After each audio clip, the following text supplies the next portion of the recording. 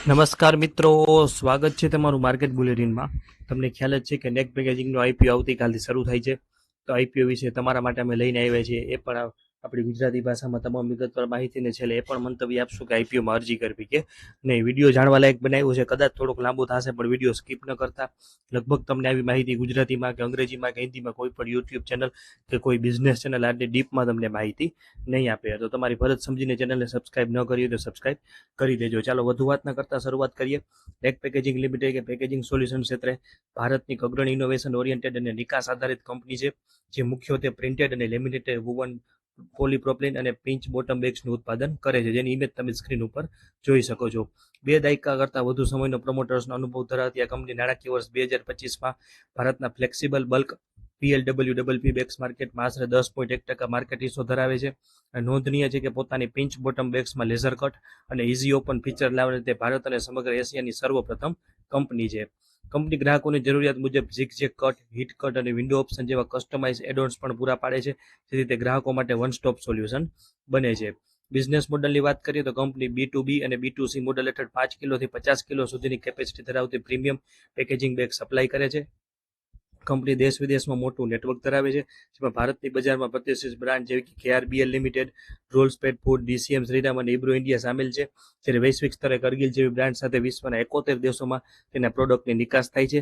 આ packaging solution મુખ્યત્વે ચોખા, દાળ, લોટ, ખાંડ, મસાલા, પેટ ફૂડ, એગ્રીકલ્ચર પ્રોડક્ટમાં ખાતર, કેમિકલ્સ અને સિમેન્ટ જેવા પાવડર કે દાણાદાર સ્વરૂપની પ્રોડક્ટ બનાવતા ઉદ્યોગોમાં વ્યાપકપણે ઉપયોગમાં લેવાય છે। હવે તમને લગભગ કંપનીનો વ્યવસાય વિશે ખ્યાલ આવી ગયો હશે। હવે વાત કરેલી જલ્દીથી ટાઈમ ટેબલની, તો આઈપીઓ આવતીકાલે શરૂ થાય છે, 3 તારીખે પૂરો થશે। 170 રૂપિયાનો ભાવ, 16 રૂપિયા કર્મચારીઓ માટે ડિસ્કાઉન્ટ પ્રતિ શેર, 88 શેરની લોટ સાઇઝ અને 439.5 કરોડનો આઈપીઓ છે, જેમાંથી 380 કરોડનો ફ્રેશ ઇસ્યુ છે અને 59.5 કરોડનો ઓએફએસ છે। સ્મોલ એચ અને એપ્લિકેશનની વાત કરીએ તો જો તમારે તેમાં અરજી કરવી હોય તો 1232 શેરની અરજી કરવાની રકમ થાય 2,09,440, અને જો બિગ એચ અને એમાં મોટી કરવી હોય તો 5,896 શેરની અરજી કરવાની રકમ થાય 10,02,320 રૂપિયા। વાત કરીએ અરજીની સંખ્યાઓની તો રિટેલર માટે 1,02,308 અરજીઓ અનામત રાખવામાં આવેલી છે, સ્મોલ એચએનઆઈ માટે 1,044 અરજીઓ અનામત રાખવામાં આવેલી છે અને બિગ એચએનઆઈ માટે 2,088 અરજીઓ અનામત રાખવામાં આવેલી છે। હવે આગળ વાત કરી લઈ જલ્દીથી પરિણામની, તો કુલ આવકની વાત કરીએ તો સૌપ્રથમ આપણે વાત કરશું 2024-25ની। તો 2024માં કંપનીની કમાણી 659 કરોડ હતી, જે 2025માં 13% વધીને 747 કરોડ થઈ ગઈ। આ વધારો એટલે થયો કારણ કે કંપનીની થેલીઓનું વેચાણ વધ્યું, ભંગાર વેચીને 5.6 કરોડ મળ્યા અને નિકાસ કરવા બદલ સરકારે 2.4 કરોડનું પ્રોત્સાહન આપ્યું। આવક સામાન્ય વધી હોય છે તો નફો આટલો મોટો વધ્યો કારણ કે એ છે કે બજારમાં કાચો સસ્તો માલ મળ્યો અને કંપનીએ વધુ નફો આપતી પ્રીમિયમ થેલીઓ વધારે વેચી। 2024માં જે 46 કરોડનો નફો હતો તે 2025માં વધીને સીધો 74 કરોડ થઈ ગયો। હવે આગળ વાત કરી લઈ 2025-26ની, તો 2025માં કંપનીની કુલ આવક 747 કરોડ હતી, જે વર્ષ 2026માં આશરે 13% વધીને 843 કરોડ ઉપર પહોંચી ગઈ।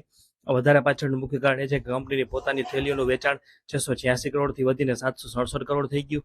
આ સિવાય સૌથી મોટો બમ્પર ફાયદો એ થયો કે વિદેશી વેપારમાં ડોલરના કારણે થતો નફો એટલે કે ફોરેન કરન્સી ગેઇન પણ 5.49 કરોડથી સીધો વધીને 16.85 કરોડ થઈ ગયો, જેનાથી કંપનીની અધર ઇન્કમ 10.89 કરોડથી વધીને સીધી 20.84 કરોડ થઈ ગઈ। આવક વધવાની સાથે નફો એટલો વધવાનું અસલી કારણ છે કે બજારમાં કાચો માલ સસ્તો મળ્યો અને કંપનીએ વધુ કમાણી આપતી પ્રીમિયમ થેલીઓ વધારે વેચી। આ સાથે જ પોતાની પવનચક્કીની સાથે નવો સોલાર પ્લાન્ટ પણ ચાલુ થયું, જતાં ફેક્ટરીનું લાઇટ બિલ 21 કરોડથી ઘટીને 19 કરોડ થઈ ગયું અને જૂની લોન ભરપાઈ થતા વ્યાજનો ખર્ચ પણ 16 કરોડથી ઘટીને 15.91 કરોડ થઈ ગયો। તો આ વાત કરીએ આપણે પરિણામની। હવે વાત કરીએ આપણે આઈપીઓ લાવવાના મુખ્ય કારણની, તો આપણે જેમ આગળ વાત કરી કે 380 કરોડનો ફ્રેશ ઇસ્યુ છે અને 59.5 કરોડનો ઓએફએસ છે। તો કંપની આખા આઈપીઓમાં બે અલગ અલગ ગલ્લા છે, જેમાં ફ્રેશ ઇસ્યુના 380 કરોડ પૂરેપૂરા કંપનીને ખાતામાં જશે અને તેમાંથી સીધા 320 કરોડ ગુજરાતના મહેસાણામાં કડી બોરીસણા ખાતે નવો મેન્યુફેક્ચરિંગ પ્લાન્ટ અને મશીનરી નાખીને ધંધો વધારવા પાછળ વપરાશે, જ્યારે બાકીના ફ્રેશ પૈસા સામાન્ય કોર્પોરેટ હેતુઓ માટે વાપરવામાં આવશે। બીજી તરફ 59.5 કરોડનો ઓફર ફોર સેલ છે, જેમાં કંપનીએ 3 મુખ્ય પ્રમોટર ગ્રુપ અને અન્ય શેર હોલ્ડર થઈને કુલ 10 લોકો પોતાના જૂના આશરે 35 લાખ શેર બજારમાં વેચશે।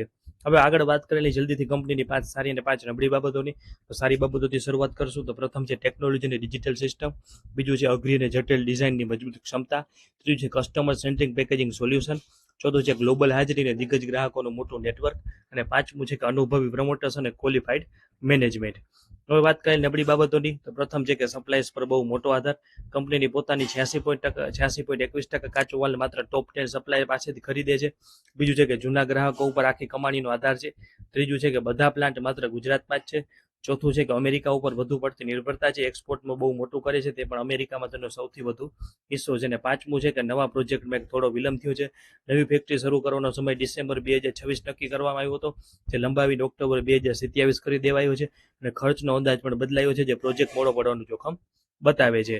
હવે વાત કરી લઈએ સૌથી મોટી અરજી કરવી કે નહીં, તો કંપનીનો 35.47% superhit return on net worth અને વ્યાજબી વેલ્યુએશન 18.34 પીઈ જોતા હરીફોની સરખામણીમાં આઈપીઓ આકર્ષક લાગે છે. પછી ફ્રેશ ઇસ્યુના 320 કરોડ સીધા નવા પ્લાન્ટના વિસ્તરણમાં વપરાવાના હોવાથી કંપની પાસે લોંગ ટર્મ ગ્રોથનું સારું વિઝન છે, જેનો પોઝિટિવ સંકેત મ્યુચ્યુઅલ ફંડ એન્કર બુકમાં આપી દીધો છે. અને 131 કરોડની એન્કર બુક સરસ ઓલરેડી ભરાઈ ગઈ છે. જોખમોની વાત કરીએ તો બધા જ પ્લાન્ટ માત્ર ગુજરાતમાં હોવા, સપ્લાયર સાથે ફિક્સ કોન્ટ્રાક્ટ ન હોવો અને અમેરિકાના એક્સપોર્ટ માર્કેટ ઉપર 23.66% મોટો આધાર હોય બાબતો ભવિષ્યમાં ટ્રેક કરવા જેવી રહેશે.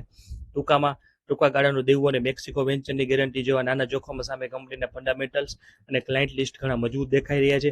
આ તમામ પાસાઓને સકારાત્મક આંકડાનો અભ્યાસ કરી અને બજારના સેન્ટિમેન્ટને જોતા આઈપીઓ મધ્યમથી સારા લિસ્ટિંગ ગેનની ક્ષમતા ધરાવતો હોય તેવું લાગી રહ્યું છે.